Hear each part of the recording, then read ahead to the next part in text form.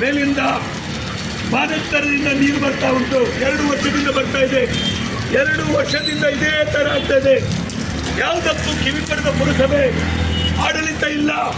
ಅಧಿಕಾರಿ ವರ್ಗದವರದೇ ಕೈ. ಹೇಳಿದ್ರೆ ಅನುದಾನ ಇಲ್ಲ ಅಂತ ಹೇಳ್ತಾರೆ. ಇದನ್ನು ಮಾಡಲಿಕ್ಕೆ ಅನುದಾನ ಅವರು ಪರ್ಮಿಷನ್ ಕೊಟ್ಟರೆ ನಾನು ಮಾಡಿಸ್ತೇನೆ. ಕಂಬೆಯನ್ನು ನಾನು ಹಾಕಿಸ್ತೇನೆ.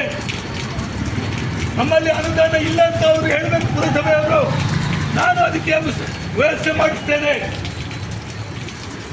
ಅಧಿಕಾರಿ ವರ್ಗದವರ ಕಿವಿ ಕೇಳಿ. 2 ವರ್ಷದಿಂದ ಇದೇ ತರ ಇದೆ.